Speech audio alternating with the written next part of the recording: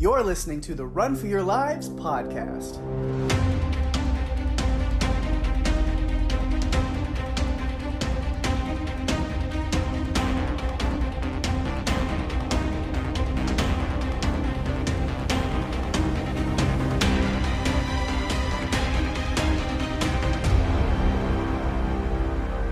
Hey everyone, welcome to the show. I'm Daphne. And I'm Pake. And this is the Run for Your Lives podcast. This episode is the American post-apocalyptic horror film, A Quiet Place, directed by John Krasinski, released April 6th, 2018. Wow, I think this is great that we're covering something that's more recent again. Yeah. I will tell you that I did go back and watch those scenes from The Ritual from last week that you recommended. Oh, and nice. Oh my god, how terrifying to watch that creature. Yeah. Oh my gosh. So I think I'm going to have nightmares forever now of trees and tree creatures.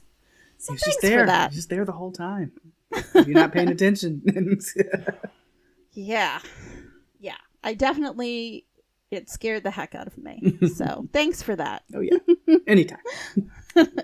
So behind the scenes a little bit on this movie, John Krasinski, who everyone knows as the lovable Jim Halpert from The Office, directed and starred in this film with his real-life wife, Emily Blunt. Although the movie was written by Scott Beck and Brian Woods, Krasinski kind of did a rewrite. That's why they have joint credit. And the original script by Beck and Woods contained only one line of spoken dialogue. It was filmed upstate in New York in Dutchess and Ulster counties. Budget was about $17 million, and it grossed $341 million worldwide, I believe. I also found it interesting that Platinum Dunes, who was the production company behind A Quiet Place, they're the ones behind all of the Purge movies and a bunch of remakes like the Texas Chainsaw Massacre, Nightmare on Elm Street, and Friday the 13th. The movie clocks in at about 90 minutes, and I love the tagline, "If they hear you, they hunt you." Nice. Spooky. Very spooky. So, Pake, why don't you give us a synopsis of A Quiet Place? All right. Kind of a spoiler-free synopsis, even though we're going to dive right into this, but I like getting the quick synopsis. It's like the little teaser. I like those. So the synopsis I got on this is, in a post-apocalyptic world, a family is forced to live in silence while hiding from monsters with ultra-sensitive hearing. And boy, do they hide. Mm-hmm. There is so much to talk about with A Quiet Place. In this rewatch, I noticed so many things that I didn't notice before. Same. So I feel like we just need to dive in and start talking. Let's go. First, do you have any kind of just initial general thoughts over everything? Well, in this watch, I realized something. A Quiet Place, to me, was so much more than just a movie about monsters. It was more of a movie about a family coping in a post-apocalyptic world, how they coped, what they did to survive, how they did it, but also about a tragedy, processing grief, guilt, and blame for some of the characters. It just was so much bigger than I thought. Oh, yeah. Than when I saw it the first time at the movies.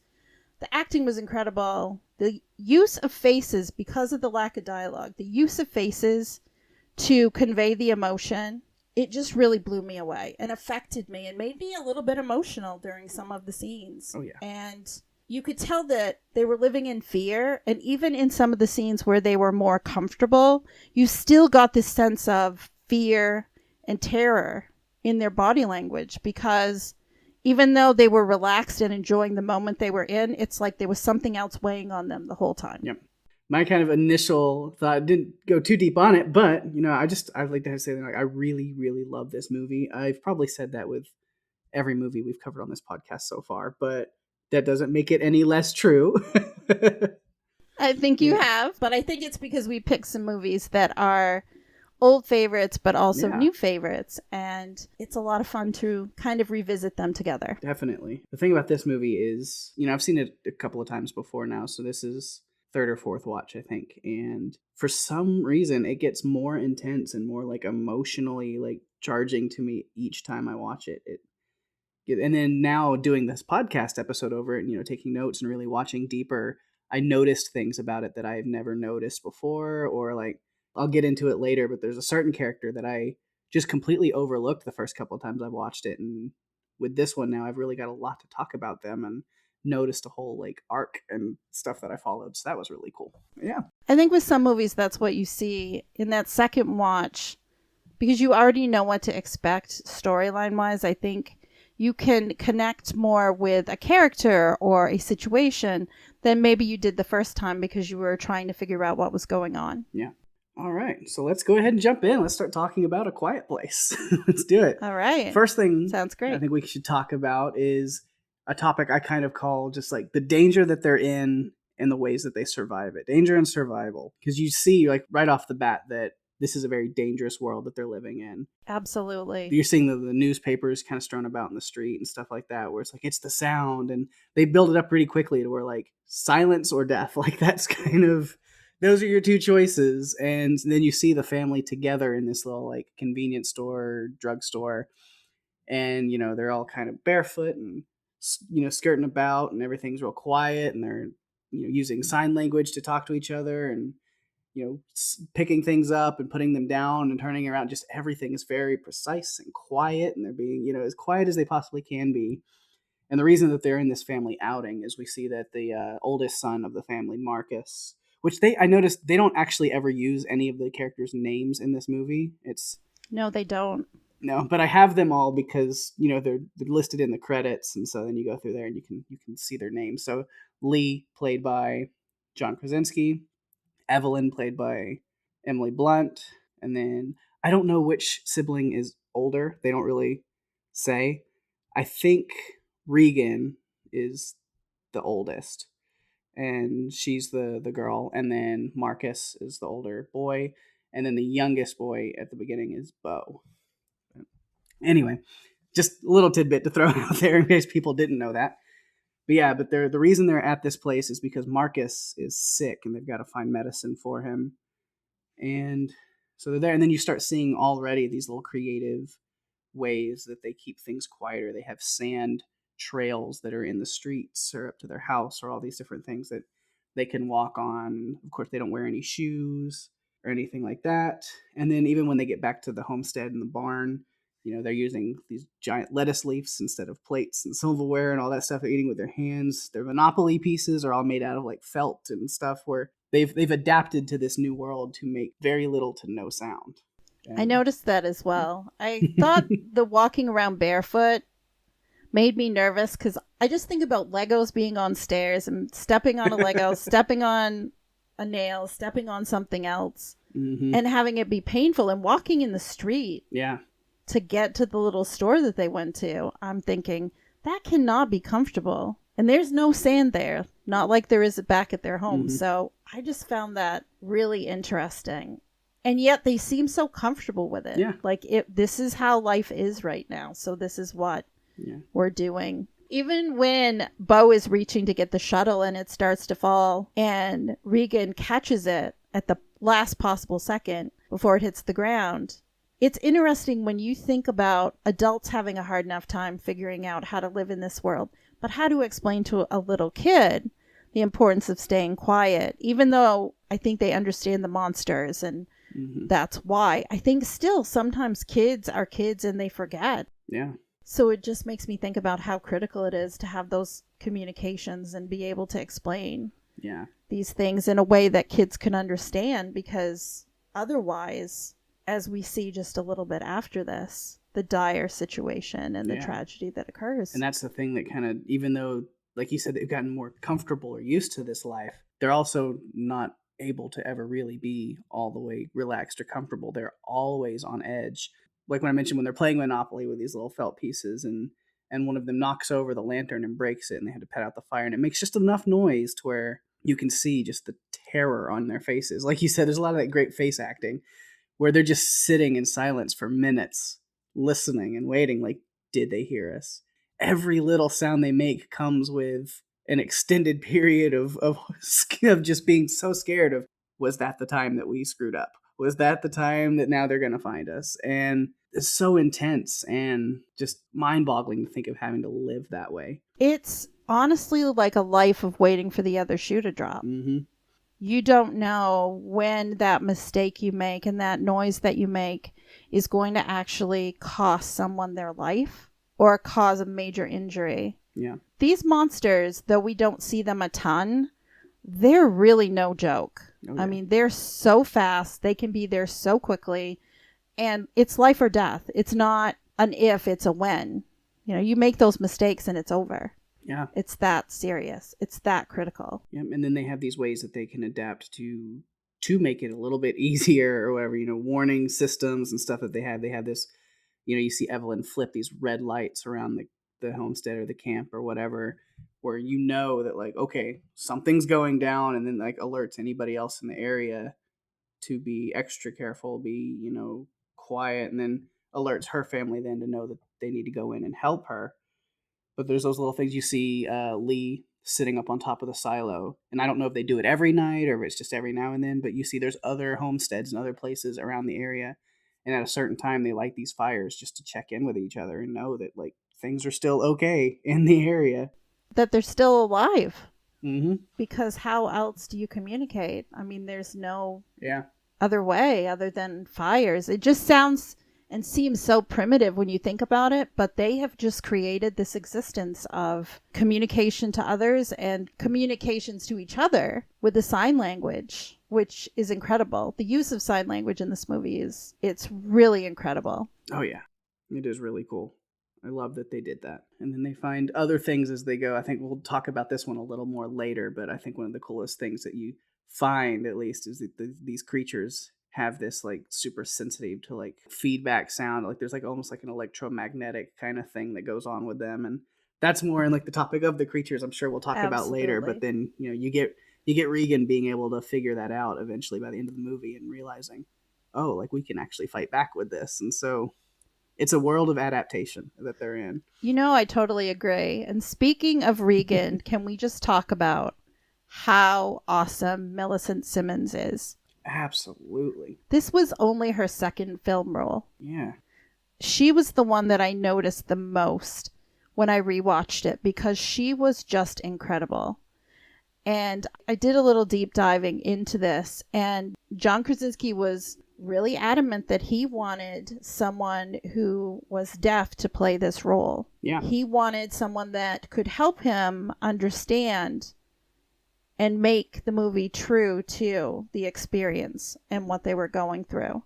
Definitely. And representation is very important in all aspects, but especially something here is it's really important with like people who are differently abled and different things like that, to have that representation as actors, to where like why would you pick actors and stuff to pretend to have disabilities or this or that when there are plenty of very talented actors out there who live with these things every day and know them inside and out, like Millie Simmons does. And so to bring her in and actually have somebody from the community that you're wanting to represent here in this film and do it perfect justice that they can, and I think it's really cool. Agreed. I thought she was phenomenal. I loved the range that she brought to this role. It was such a surprise to me that this was only her second film. Yeah. Because I just thought that she killed it. When you watch how she reacted to each of the different things that were happening, Regan blamed herself for her brother's death. Even though she did give him the rocket ship, she didn't give him the batteries. Yeah, she had no reason to believe that he was going to grab those. Not at all. And for me, it was kind of cool because I have a brother who is about 7 years younger than me. And I remember spoiling him rotten and buying him toys. And so watching her give in and give him the rocket ship it endeared me even more to her because I could relate to that. Yeah. Then watching her be completely destroyed. Mm-hmm. With guilt and grief over losing him. Yeah. And that whole scene on the bridge. Oh, man. When he starts up the rocket ship, I just had tears in my eyes because I knew it was coming this time. Mm-hmm. But I still felt so emotional about it because I knew what was going to happen next, but also you just watch it with different eyes Mm-hmm. when you're seeing it a second time. And I just loved Regan's relationship with her little brother. Yeah. But I thought the dynamic between her and Lee, her father, Yeah. was also so compelling because he didn't seem to understand that she felt he didn't love her. Yeah. And that he blamed her for Beau's death. Yeah. And that he won't come for her to rescue her. She just, I think, feels so alone and so broken by the experience that I just adore her character. I just feel like she's so incredible as an actress. And I love how she figured things out at the end after looking at her dad's notes and taking the experience of what had been happening with the monsters to realize that the key to defeating them was her cochlear implant. Yeah. She's such a compelling character. And yeah, going from this just tragedy of the whole movie, blaming herself or even putting that on other people to where she just assumes her father doesn't love her anymore and blames her, like you said. But I think even the rest of her family, she kind of suspects maybe that they don't like hate her or blame her, but like they don't trust her with stuff because, the moment when Lee is taking Marcus out to teach him how to, to get the fish out of the traps and to take him outside, and she is so badly wanting to go with him because she wants to prove that she's capable and prove that she can do it. But then whenever, without giving her really any reason, he just says, no, I'm taking your brother. And he does say to his wife, after she storms off, like, next time I'll take her. But I don't think he realizes the implications of what he has done in her eyes, where she just wants to prove that she can do something. But I think she is scared that maybe her whole family doesn't trust her with any kind of responsibility anymore after what happened. Agreed. And Marcus, watching her relationship with her brother at the point where they're falling into the silo, Mm-hmm.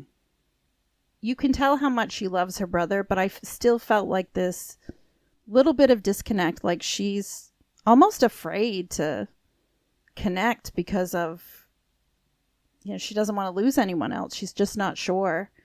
Yeah. And I thought that his portrayal, the actor that played Marcus, actually was the second thing that really struck me in this movie. Definitely. All right, yeah, let's talk about Marcus. And kind of as I hinted at the beginning, he was the character that the other times I've watched this movie, just kind of overlooked him and always kind of pictured him as like a background part. But for some reason, I really focused on him this time and realized that there's so much more about him and so much more to tell. And definitely a lot of that goes to the actor, Noah Jupe, which he's a little bit more, I don't want to say that he's accomplished more than Millie Simmons, but I mean, he's been in more stuff. He's a little bit more well known, especially lately. I mean, he's done movies like Wonder and Ford versus Ferrari and Honey Boy that came out last year. That just a quick little on that movie, like he stars in that one, and I saw it once. I saw it in theaters. I don't know if I'll ever watch it again. I really loved it, but it is a hard movie to watch. It is very emotionally draining and very heartbreaking, but his performance in that was incredible. But yeah, so going in, I was like, oh yeah, I know what this kid's capable of. So I'm watching him a little bit more, and then you see here that we start off the first major scene you see him in, which I kind of started with a joke because I was like, oh, even in the post-apocalyptic world, he's having to learn math. Like, sucks for this kid. But that scene was important because he's sitting there with his mom. They're joking back and forth about stuff. But it's because Lee comes in and wants to take him out to teach him how to get these fish and kind of show him some outdoor stuff. And the look on his face, he is terrified. He is the most anxious kid I think I've ever seen in my entire life. Everything scares him. Even if it has nothing to do with him, he's always, I'm sorry, this is the time that we're going to die. This is he's scared of his own shadow. He's this nervous, skittish little puppy. Anything that goes halfway wrong, he's convinced it's the end of everything, and he's so scared. So he doesn't want to go outside. He doesn't want to go anywhere where he's not in his little bubble, in his safe space with his family. And so you get those incredible scenes when him and his father are out at the river. Of course, again, he's jumping at everything, the fish on the rock and the fish splashes in the water, and every little sound he's jumping, and he's so scared.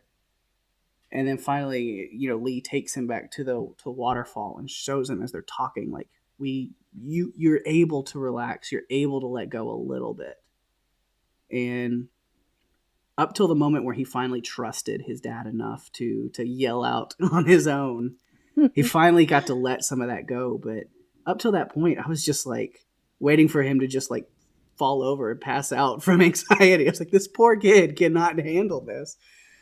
So, but to watch him too, man. To go from working on math, mm-hmm. where it seems like a somewhat normal activity, which I think goes back to, I feel like the mom, Evelyn, really wanted the kids to have some sort of normalcy, as normal as it could be. And I think doing the math and teaching them that way was kind of like, okay, this is kind of a tie to the old way mm-hmm. of doing things. And then it was a complete 180 when Lee comes in and says, yeah, we're going to go out. And I really felt for Marcus, because you could tell he was horrified. Oh, yeah. He did not want to go. But yet he's still so smart. He's the one who sits down after yelling through the waterfall and has the conversation with his father and says, Regan thinks that you don't love her and she blames herself, and you need to tell her that you love her. Yeah. Which is such a poignant part of that movie, as I literally, I'm man enough to admit it. I was crying watching that scene. Lee had no idea. Like, it's just one of those things that just went over his head, where he did not realize the way that his daughter felt. And for his son to just sit there and spill it out to him and be like, do you love her? Well, yeah, of course. Like, do you blame her? No. You need to tell her that. Like, man. And then you think back to her expressions and how she's reacted to things, and you realize this poor girl, she's just been through so much. The whole family has been through so much. I think in dealing with all of these external factors, it wasn't on Lee's radar, because he had a lot to deal with. He and his wife both trying to keep their kids safe. And after losing one of them, you could tell with all of the additional things that they had set up, and we'll talk about later. They had done all of these things to protect their children. Protecting their kids was the most important thing to them. Yeah. But they missed these cues, mm-hmm. They missed the family dynamic of actually, like, they're so focused on protecting them that they're not focused on the relationship with them.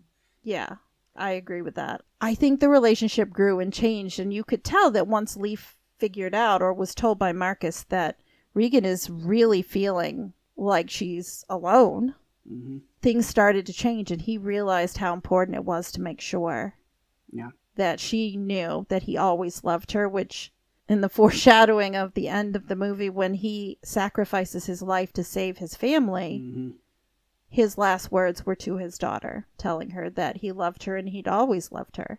Yep. And there's another moment where I just broke down and bawled. And I was like, oh, it hit me so hard. But that's exactly what she needed at that time. That is exactly what, And you knew that she needed it.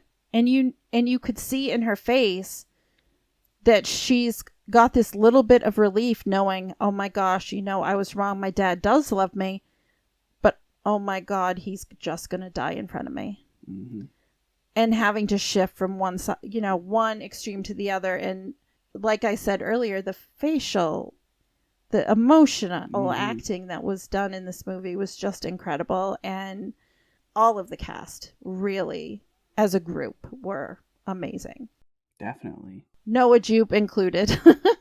Yeah. And one more thing on him. Just because we mentioned, when we were talking about Regan and how she kind of stepped things up at the end, and you kind of see that arc. He had that similar arc too, where, I talked about how scared he was, but then there was that moment where things flipped for him, when he realized, like, I have to step up. And it is whenever they get back to the place and the lights are all red, and Lee just looks at him and says, you can do this. I need you. Your mother needs you right now. And it's whenever he gets that little kick in the pants to get him to go and set off the fireworks and do what he needs to do. And from that moment, he's very gung-ho on, up at the silo. He's not staying there just out of like being scared, but I think like he's trying to protect his sister in that moment. And I think there's something, that leaf has turned for him where he's found this courage that he didn't really have, and he's okay with like, we've got to survive and do what we can to survive, which gets that cool little foreshadowing. At the very beginning of the movie, he's sitting there pretending to drive the truck, and then you get to the end where he actually does have to steer the truck down the hill back towards the house to get away from the monster. So, and he did that right away. Yeah, he knew exactly. His dad was gone, and he just it was like muscle memory, even though it's not muscle memory. It was just kind of like, okay, Dad is gone. I've got to do this. Yep, he stepped into that role and had to do what he had to do. And he saved them. I mean, they were able to get down. And then, the next phase of Attack of the Monsters happened. And Emily Blunt, oh my God, was incredible in this movie too. I mean, first of all, I just have to say, I knew that damn nail was going to come back to... I knew absolutely. Like, the second it pops up, I'm going, damn you, nail.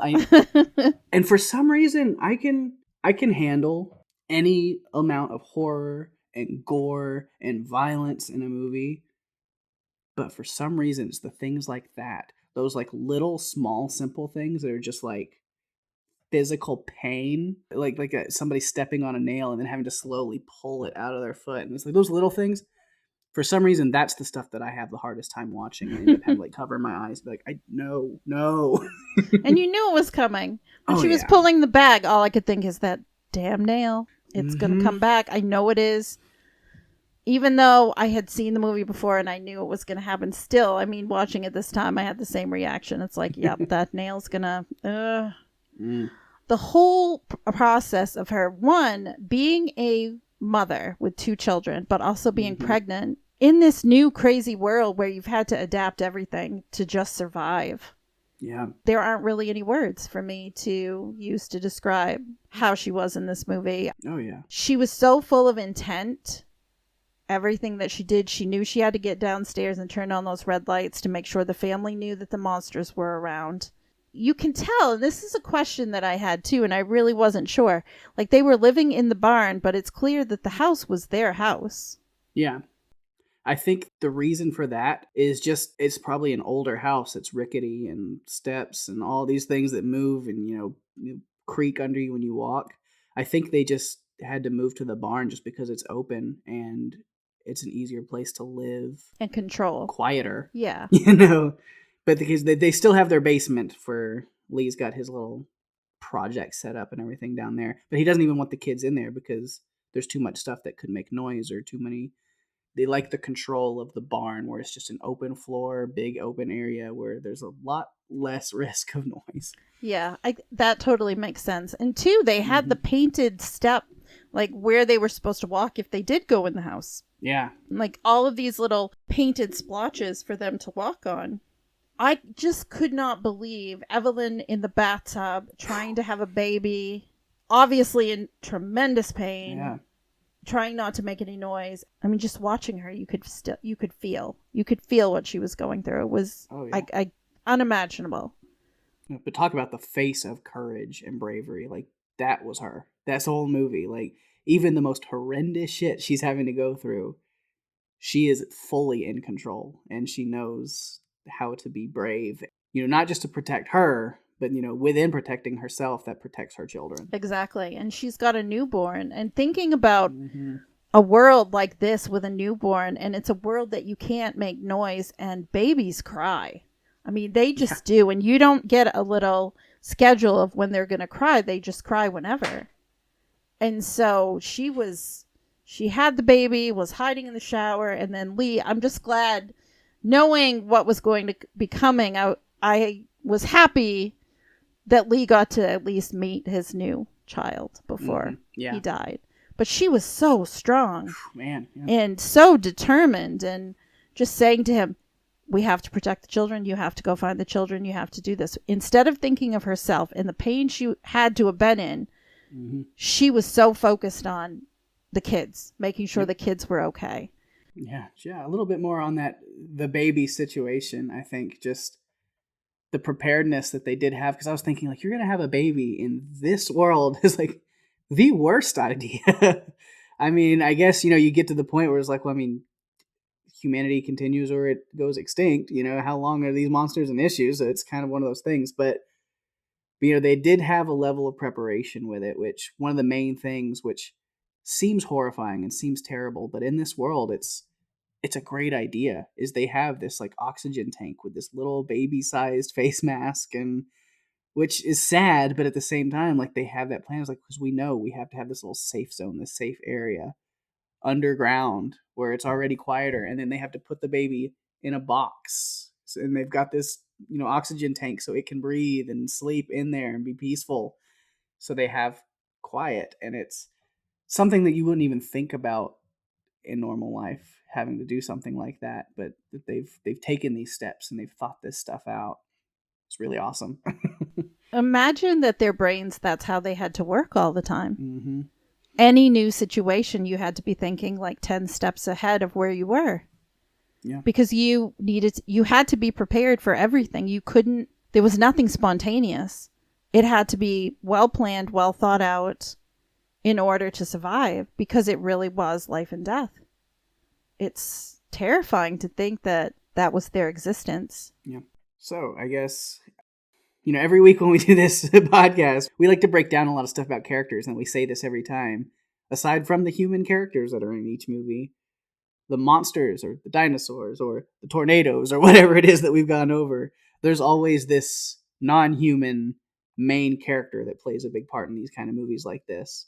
And so, of course, we have the creatures, monsters, aliens, whatever, from this movie. So let's break down that a little bit. Let's talk about these horrifying spider, crab, alien thingies. They were something. They were something, that is for sure. Mm-hmm. I mean, armor that protects them from everything. Yeah. And hypersensitive hearing. How do you exist? How do you continue to focus on trying to have a life when that is in your face? Yeah. I mean, I just can't imagine. I did notice, though, that the lights flickered every time the creatures were around. Yeah, I think I mentioned that earlier, is that they almost have this like electromagnetic field or something to them that, yeah, because like lights and electronics, they kind of go on the fritz when they're around. You see that with the lights in the basement or the sconces on the wall in the bathroom. But even things like Marcus's flashlight, or as it comes into play really big, is Regan's cochlear implant. And so, you see these electronic things that go haywire when they're around, and they don't really ever speak to what that is, but it's an interesting little thing about the creatures. Yeah, and we don't really get a lot of backstory other than what we see either on Lee's wall in his man cave that he has. Yeah, which I actually have that written down on here. I went ahead and copied it in the notes because I thought it was kind of cool. So I have the whiteboard in the basement, and he's got it separated into 2 columns or 2 sides. And the first one has creature written on it, and then under that, blind, attack sound, armor, how many in area, confirmed, 3. So he has that on that. And then, which we find out, I think it's a lot more than that by the end, but yeah, but at least I think they found a way to at least incapacitate them. Yeah. And let's talk about their faces. Those freaking flaps. Mm. I mean, just strange looking things. Yeah. I mean, it was like an onion. Mm-hmm. Peel all the pieces back and it's freaking out, and then she shoots it, and I'm yelling at her to shoot it. Yeah. It's like, shoot it now. Look, they're open. But you had to wait until a certain point. But I wanted her to kill it as soon as it started happening, when it was reacting to what Regan did with putting her cochlear implant up against the microphone. Yep. I just wanted her to do it then. I was ready. Mm-hmm. Which also reminds me of Marcus protecting the new baby. He's stepped into a protective role, and that's definitely not the Marcus we saw earlier in the movie. Not at all. And I was so happy to see that. And the way his mom spoke to him about it too, and just was really showing him she was entrusting him with the protection of the baby, I think really helped solidify that role. Sorry for that little side note, guys. I know we were talking about the monsters, but that just reminded me of that scene, and I didn't want to not say something about it. Of course, it's a good thing. Yeah, so the other side of that whiteboard, so we kind of jumped off of it. But that the side the left side was more important. But yeah, on the right side it says survive, and then under there they had medical supplies, soundproofing. What is the weakness? And that's what Regan looks at the end. Sees what Lee had been working on, looks at her implants, and is like, "Oh, this is what's been going on," and things kind of click in place for her. So, yeah, her dad had that whole pile of different parts of. And you could see he'd been tinkering with things. He was trying so hard because he wanted to help his daughter, and she realizes that too by seeing all those parts and pieces. He's really been working on this for me, and then it all starts to connect. And I had read something too that what she did with the implant would not have worked had he not been tinkering with what he did. Because it was something something he had kind of flipped in there that caused a feedback situation instead of... Because it was the feedback that actually caused the problem for them, which I thought was great. Interesting. I liked that. I thought it was a unique... it was just kind of a unique little... way of solving the problem. Yeah, it's really, really cool. Glad that she found that. Me too. And, you mentioned the head peeling back a little bit earlier, which oh my gosh, made me think of, because I went on a little dive, or at least I tried to, because I've liked talking about, especially when we did our Jurassic Park episode, talking about the different sound effects of monsters and stuff. So I was like, what can I find on this? And I came up with very little. And it turns out because the sound engineers and the designers and stuff that worked on this movie actually made a pact with each other not to tell how they made the sounds for the monster. It was inspired, of course, by echolocation from bats and dolphins and stuff like that, with the kind of the clicking and popping. But they didn't say how they actually made the noises. They won't go on record saying that. They did say, however, one Foley trick that they said they were able to give away was when the head opens and is kind of peeling open like that to show you the ear thing that's inside of it, that it's listening when it's really listening.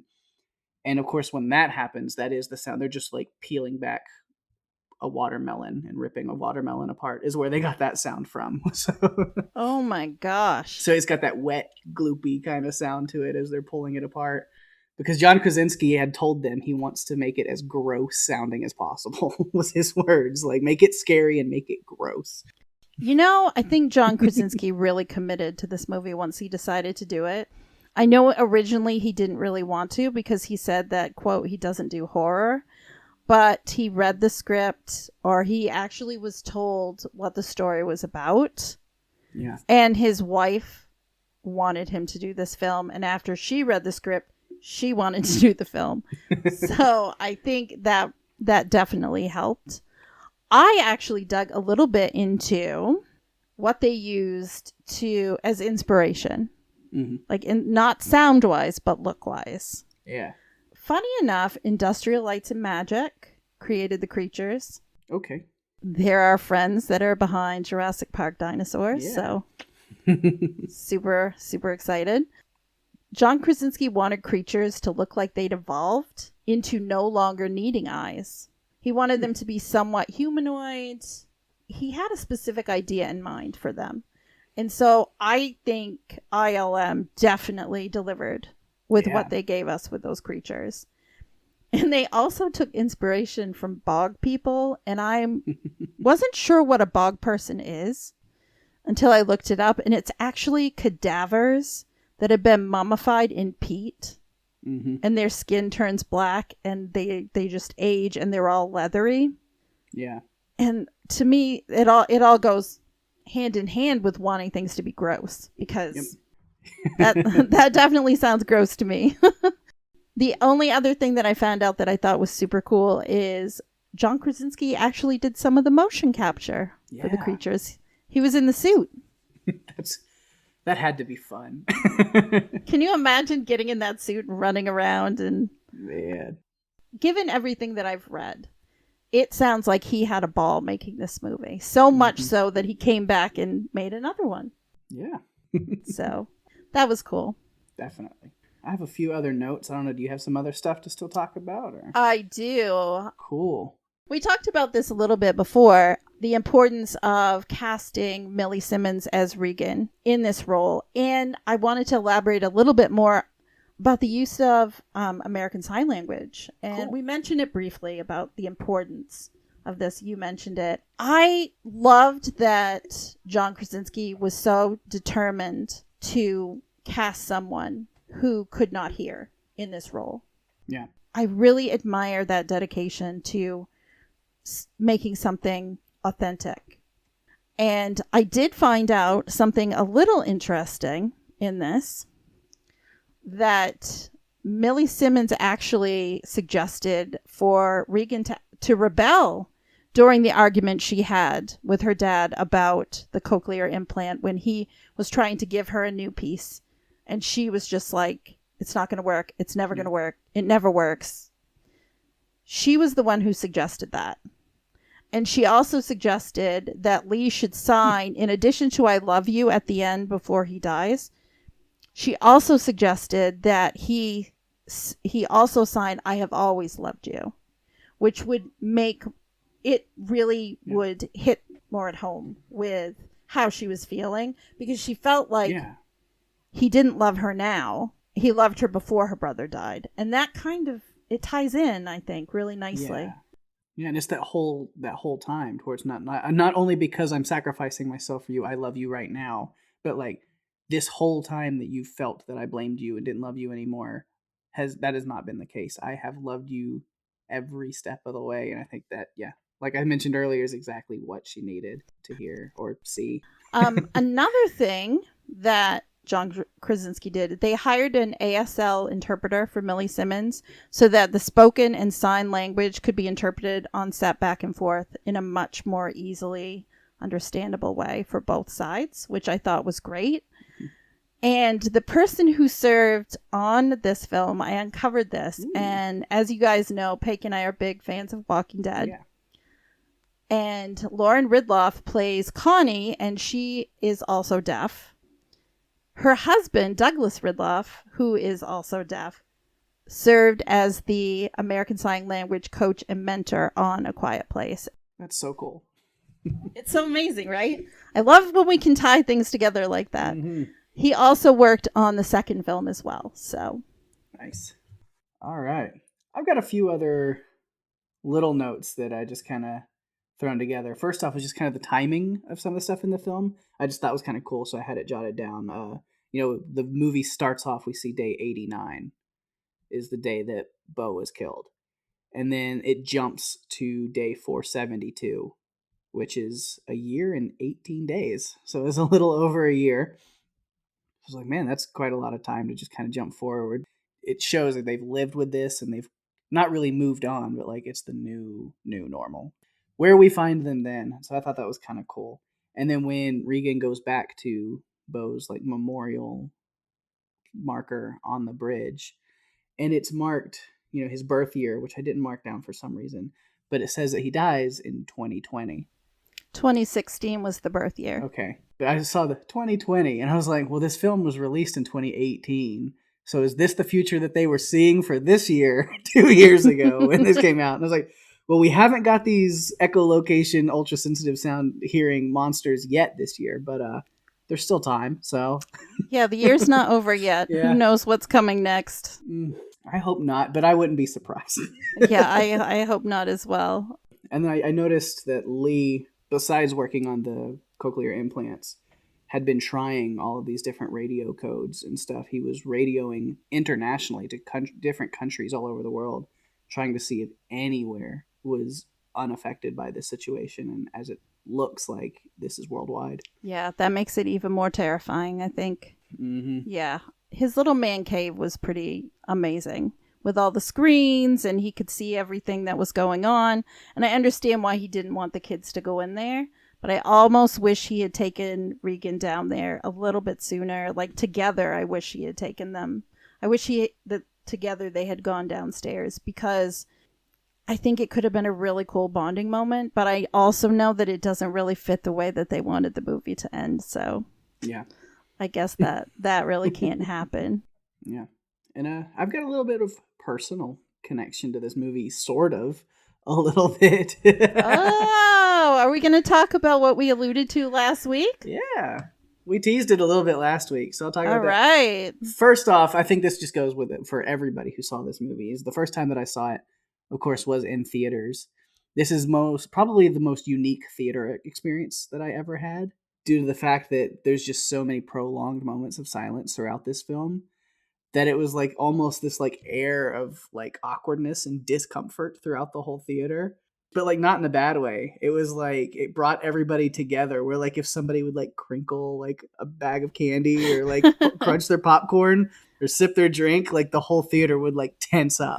And I've never seen something like that before. And so that was really cool. And the theater I usually go to locally is like one of those full bar and restaurant theaters where you can sit down and order food and drinks to your theater seat.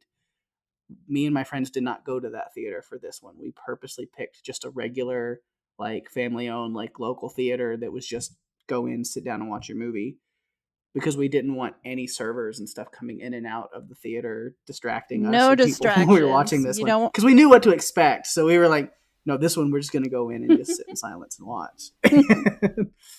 That was cool. But then one of the really cool things is I've actually been to the filming locations of this movie. I was up in upstate New York, where our good friend Mark, the person who owns and runs the network that we're on here at Pirate Core Entertainment, he lives like right down the street from the house and the barn in the area, the field where they filmed this movie. So I was hanging out with him at his house. We were doing a convention in New Jersey. So we took some time to like watch this movie at night and then get up early the next morning and go down to the filming locations and check it out. And it's really cool because even like, a year later after it had released, a lot of the stuff was still up, as far as like all like the sand pathways leading to and from doors were all there. So I got like a little video of me like walking the pathway up to the front door and like to the barn. And it was pretty cool. Like the barn door was like, shut and locked up, but it would have been cool to go in there, but no, not that level of trespassing. But I at least got to walk the sand pathways and kind of take pictures in front of the main White House and then the big red barn. And all of the silos were gone. There were no silos there. I think they built those for the filming and then took them down afterwards. But that big field is still there, but like the corn plants, the stalks and stuff were gone. It was pretty flat field whenever I was there. But it was also in like December, so it was very cold. So yeah. Corn doesn't grow in December. No. But then at the very top of the hill, where the little like shed or shack or whatever that John Krasinski's character sacrifices himself right in front of, where he pulls the scythe from it, and there's that little tractor under the awning there that the monster's sitting up on top of it. That was there. The tractor was actually still sitting under there too. And they had like the truck was sitting next to that. The truck wasn't there when I was there, but that's where they took that truck and drove it down the hill. Mm-hmm. Like that little shed and everything was still up there. So I got to like check that out. It was really cool. I had a blast just kind of, and it was fitting that we watched the movie and the next day got up and went and checked out all the little like filming locations and at least the house and barn area. Cause like the bridge and other parts of the movie were actually filmed like an hour away from there or something, I think. But that sounds like an amazing experience. It was cool to get to see that and to watch, like you said, to watch the movie the night before and then to go and see the location. It had to have even made you feel more connected at the time. Yeah. That's pretty awesome.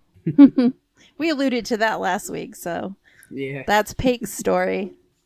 Just a fun little like bragging moment, I guess, in a way. But it's cool. Like filming locations, when you get the opportunity to go check stuff like that out, it is a lot of fun. Yeah, definitely. Being from Maine, there are a few Stephen King related ones that I've been to around here. Mm-hmm. But that's a story for another time. All right. Well, do you have anything else, other notes or anything to talk about? I had a couple of little production notes that I wanted to share. There were real family photos of John Krasinski and Emily Blunt and their kids that were used in the film inside the house. Emily Blunt did her bathtub scene in one take. Oh, wow. It's insane. I can't even believe. The opening sequence was done at the very end because John Krasinski, of course, had a beard throughout the rest of the movie. And so he had to shave it for the first part, which I thought was really cool. That makes sense. The first line of voice dialogue isn't spoken until about 38 minutes into the film. And all in all, the movie only contains about 25 lines of dialogue. Although sign language is used throughout, extensively throughout the movie, only about 25 lines of voice dialogue was used. Interesting. And the last thing I wanted to say was John Krasinski, who I can't praise enough for this. I hope he does more because I like his vision. In order to connect with his characters, he edited the first 2 cuts of the movie without any sound whatsoever. He wanted to be able to make sure that he and the audience could connect with the characters without any sound. I thought that was neat. That's really cool. All right.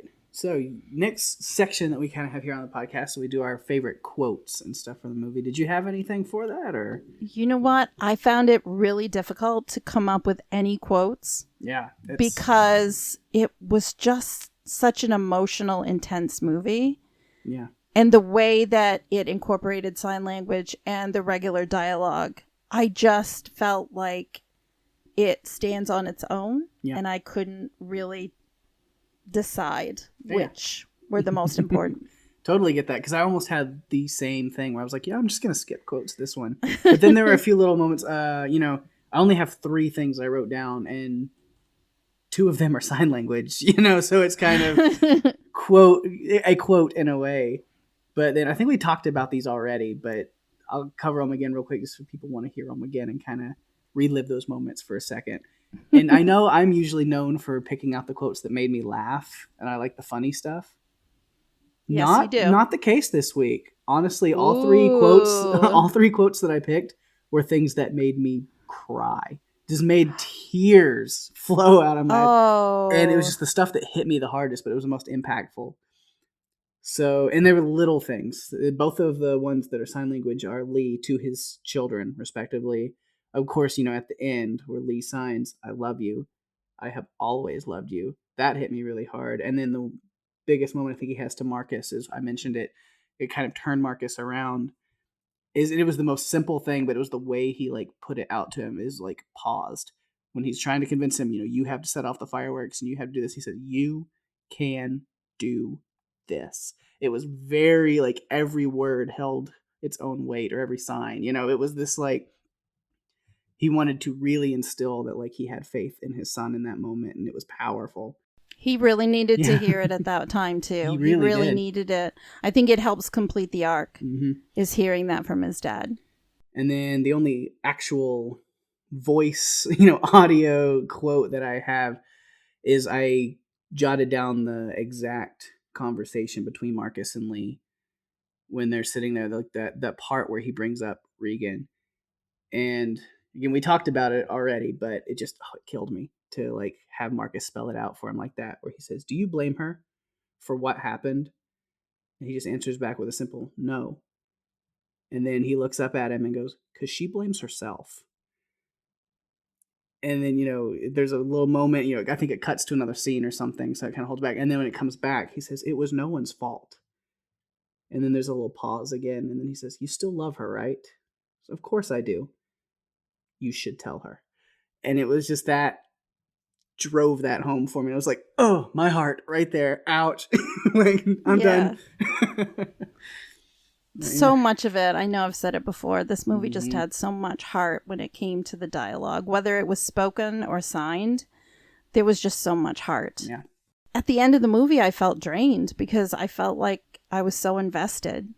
Even just watching it a second time, I felt like it was emotionally draining. And you felt the heart and the soul of the movie. And that's when it hit me that it wasn't just another monster movie. It was something so much bigger. Yeah. A lot of heart to it. A lot of, so much heart. So good. So many feels. All right. Well, we do have our ranking that we like to do for our movies each week. So where did you land on a ranking for this movie? You're going to make me go first. Yeah. You know what? I couldn't find anything that I really didn't like. But I also don't believe in perfect scores. So I'm going to go in with a 9.5. Ooh, that is really good. I feel like it's fair. It is. Absolutely. I should have gone higher. No, Oh! no, but mine's, I think, because I think it goes right down. I think it's the same score I gave The Ritual last week. But there's just certain movies like this that are just really heavy and like hard hitting that I love them. But then it's just, yeah. So I kind of put this on that same wavelength, even though maybe I like it a little more. So I had a 9, but you know what? I think I'm gonna bump that up to a 9.2. All right. I think is where I'm gonna go. But then again, our ranking on here is kind of like Whose Line Is It Anyway, where the rankings are made up and the scores don't matter. Exactly. It's just something. It's something fun that we like to do. It's something fun that we like to do. Because if I try to compare this to how I've ranked other movies in the past, I'm like, my actual rating on which movies I like more or this, none of it makes sense. It doesn't. But you know what? In the moment, 9.2 feels right. It's fun. It's something fun to do every week. And it's funny, maybe after we've been doing this for a while, we'll go back and actually take a look at how we ranked the movies and see if it's actually, oh yeah, this kind of matches up in a list. Or if it's like, oh, this is so out of whack and not at all how we really feel. But it's fun to do it every week. I like to do it. Mm-hmm. All right. What do you have on a section for the sequel? Funny, you should mention that. When originally A Quiet Place 2 was going to be released on March 20th, 2020. Mm-hmm. And then... I was so ready. Yes. We were all ready. And it was ready to go. And then we had the coronavirus. And they delayed it. Originally, I think it was supposed to come out in October. But now they have moved it back again, and I think it's going to premiere in late April 2021. Oh, man. But the cool thing is John Krasinski is directing this one also, even though, of course, his character did not survive the first one. Mm-hmm. This one, he is directing, and Cillian Murphy is going to be in it, as well as the return of Emily Blunt and Millie Simmons, as well as Noah Jupe, who played Marcus. Yes, cool. So they will all be in it, along with the baby. Right. So we're going to see how that goes. And I'm still not sure, because I'm one of those people that, like, you know, I'll watch trailers and stuff when they happen here and there. But I typically, on my own accord, just avoid everything, because I like to be surprised. So I still don't really know what this movie's supposed to be, if it's like a prequel or sequel or mix or this or that. I'm not sure. I believe it's a sequel with a little bit of prequel injected in. Yeah. Kind of like some flashbacks, at least based on what I saw. I've seen the trailer one time. Mm-hmm. Because like you, I don't want to oversee it. Yeah. I want to be able to go in with a clear mind. In order to do that, I don't need a lot of information. I'd like to know who the cast is. Yeah. It's good to know that, like, the family, besides John Krasinski's character, of course, will all be back. So that's good. It's something you want to know. Yeah. And I enjoy knowing that Krasinski's going to direct it. Yeah. I like his vision and I want to see more. Even outside of this, I want to see more of what he could do in the horror genre. Yeah. I'm not sure if he'll do more horror movies after this, but I really want to see what he brings to the table because I like the vision that he has. He did very well with it. And I've noticed that like, typically, like, comedic actors, for some reason, have that in them to where whenever they need to break out horror, yes, they do it really well. I mean, Robin Williams did it back in the day with, like, 1 Hour Photo and stuff like that. And then... Oh, that was such a creep fest. And then you get, you know, one of the best modern versions of that people can think of is Get Out and Us. From Jordan Peele. Because, I mean, I watched... like almost all of Key and Peele. Like I love that like sketch comedy kind of stuff. And he was just ridiculous and funny. And then to see Get Out and like either like Twilight Zone and like other stuff that he's produced and all these things, like he has got a knack for horror and it's so good. I like his vision too. I like you said, it's these comedic actors bringing something different. And I think A Quiet Place as well as Us and Get Out have really brought a unique horror vibe to the table, which we hadn't been seeing. There's been a lot of remakes, and I think it's good to see something fresh and new. And it makes me wonder what other comedic actors are out there that have little visions that we don't know about that could bring something new to the table. Yeah, because I never would have thought a movie this terrifying and heart-wrenching would have come from Jim Halpert. So no, of course not. It's crazy when you think about it. So I'm a huge fan of The Office, so it's kind of hard to like not see him as Jim sometimes, but I know. But just his performance in this movie is so good that it doesn't even matter. Did you really think in the middle of the movie he was going to break character and just look over at the screen? Look over at the camera and raise his eyebrow like, Something These freaking creatures. Something that you definitely loved about Jim Halpert is seeing him do that in the office. Just some point it's going to cut to him sitting in the barn, like against the wall, just being like, oh yeah, these creatures. Let me tell you. Absolutely. Can you believe that he did that? No. Yes, exactly. Can you see how these creatures are running? Can you see what they're doing? Yeah. No. Mm-hmm. Oh my God. That's just, yeah. All right, Daphne, it's time to get into some feedback for this week. What do we got? We got some feedback. Well, we have some audio feedback. Awesome. From our friend Mark and Steve. Cool. So we're going to listen to Mark's feedback first. All right. So I'm going to cue that up right now, and we can listen to what Mark had to say.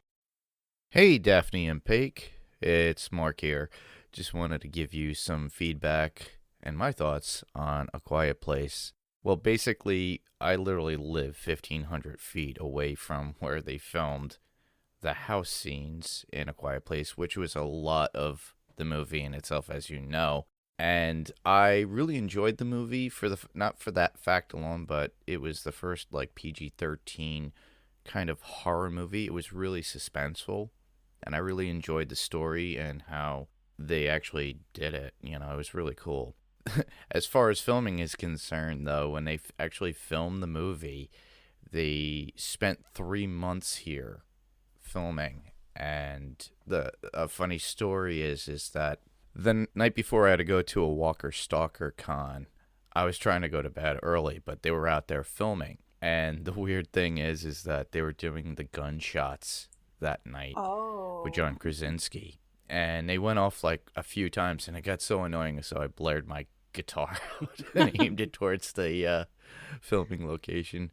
I don't think they were happy about that at that point. But yeah, it was interesting for the fact that they were here, but it kind of set me back because it took me 25 minutes out of my way to get around, because it's another 4 miles out of my way and then another 4 miles back around to get to the main highway or anything like that to get to work every morning. A little bit of information on the sequel. They only stayed at the house, and I believe they recreated everything for the house, and they only filmed there for a week.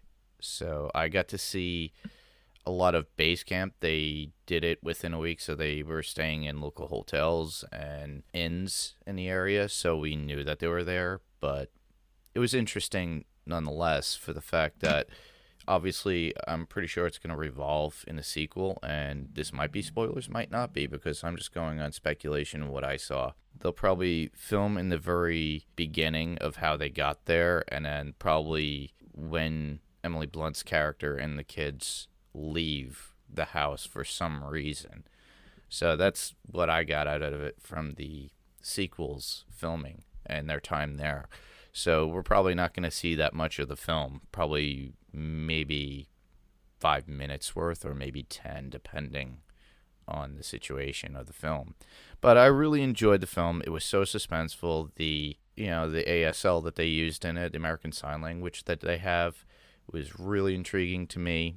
The fact of how the creatures looked, and obviously the sights that we saw, the bridge scene. I know where that is. I've been there. It's nice.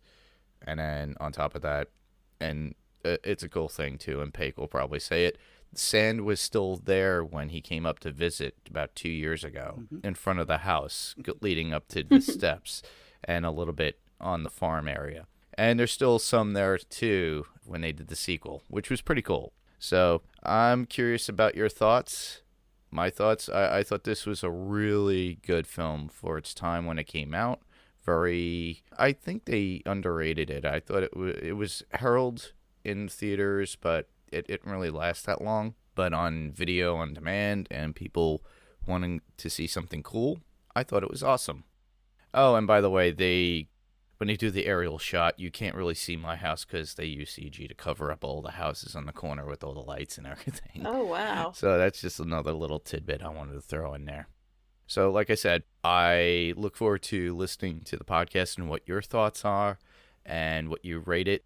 I definitely gave it a 9 out of 10 from me on the suspense level of it. And I'll talk to you guys later, and I look forward to hearing this podcast.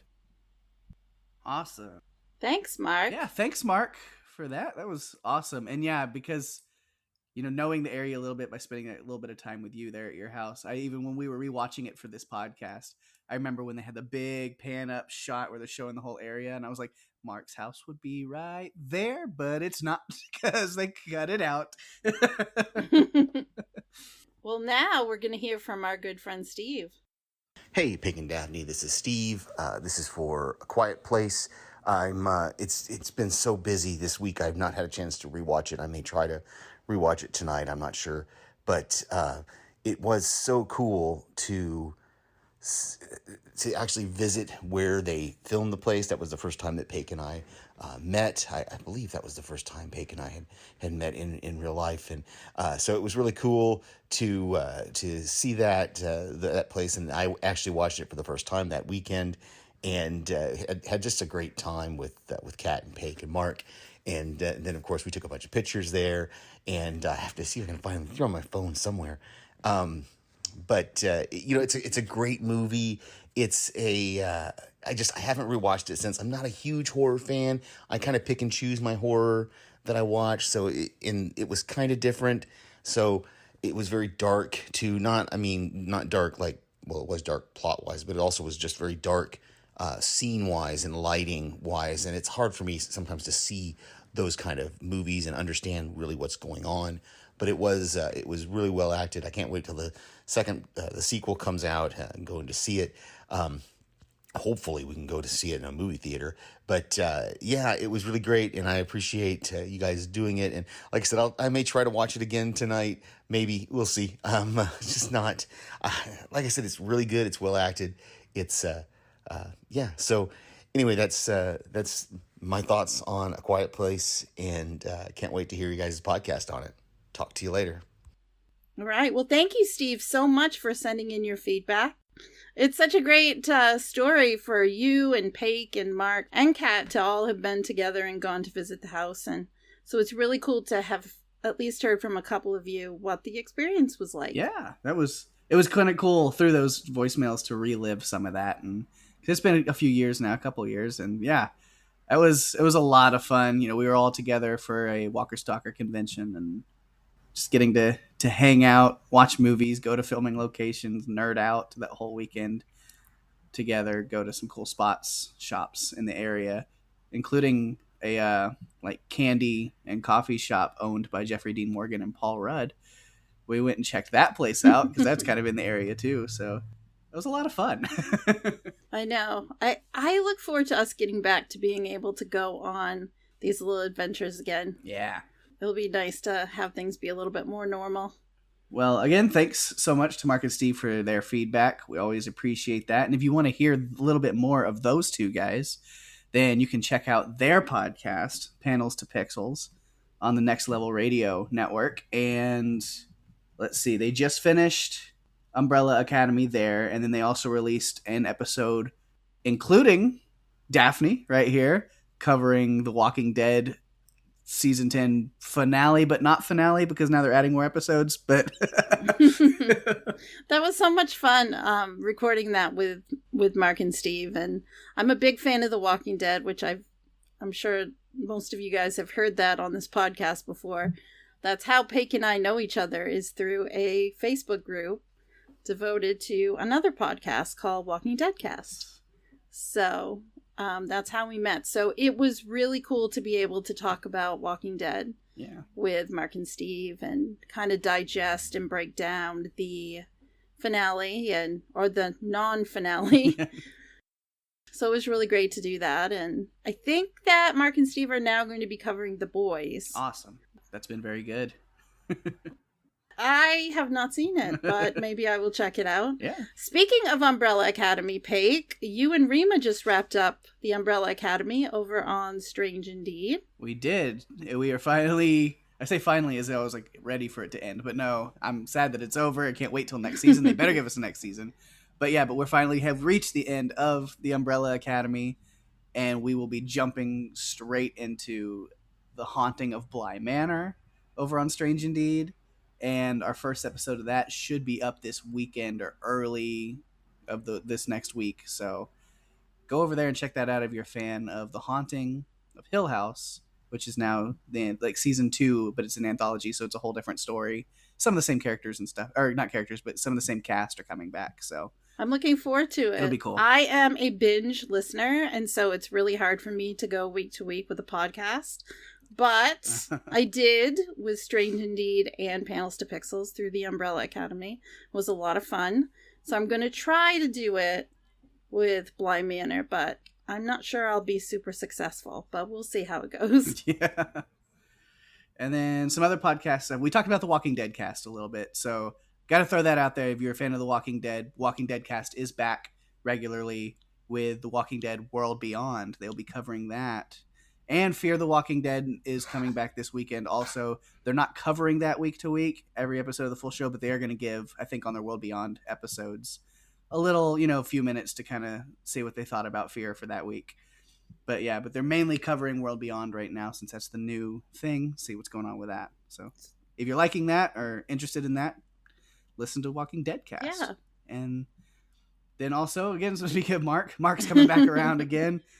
He has launched a new podcast here on the Pirate Core Entertainment Network, and it is Adrenaline Cinema. And they just released their second episode covering Top Gun, and he has my good friend and co-host over on Strange Indeed, Rima. So they talk Top Gun, and so if you love some good action movies, classic action, and I think me and Daphne are both slated to show up on Adrenaline Cinema on different times to cover some movies that we like. We are. So keep an eye on that. So if you like the action movies, you like the adrenaline, you like your heart pumping a little bit, other than just like the horror and scary stuff, if you like the action stuff, check out Adrenaline Cinema. And yeah, you got some good stuff going on over there. Excellent. Yes, you should definitely check that out. All right. Daphne, what do we have going on next week here on Run for Your Lives? Well, after a couple of weeks of some serious dark horror-ish movies, we are taking a little trip to New Zealand to look at a 2006 movie called Black Sheep. It is a riot. It is a riot. It's a comedy horror film. It was written and directed by Jonathan King. And after a couple of weeks of movies that were really dark and a lot to really dig into and digest, this one is kind of a lot lighter and fun. And if you guys want to check it out, I do believe you might be able to find it on YouTube. So if you'd like to check it out in advance of us releasing our podcast on it, please go over to YouTube and watch it and send us your feedback. Speaking of feedback, Pake. All right. Yeah. To submit theories and feedback, go to that Facebook page. It is facebook.com/runforyourlivespodcast. You can also email us at runforyourlivespodcast@gmail.com. Find us on Twitter at RYFL Podcast. On Instagram, we're at Run For Your Lives Podcast. And if you're enjoying the show, please tell your friends. And there's a lot of different ways for people to listen. We're available on Spotify, Apple Podcasts, Stitcher, and pretty much every podcast player that exists. And we're just popping up on different ones as much as we can make it happen. When something new is presented to us, we take it. So you can find us all over the place. Also, go to runforyourlivespodcast.com so you can find all the links to everywhere you can listen. All of our social media links, everything is there as well. So that's an easy place. Everything's together. Give us a review on Apple Podcasts because we really appreciate that. It's the best way to share the love for us. So do that. That sounds great. And with that, we are at the end of our show. Thanks everyone for listening. I am Daphne. And I'm Pake. And if you have to run, you better run for your lives. Bye-bye.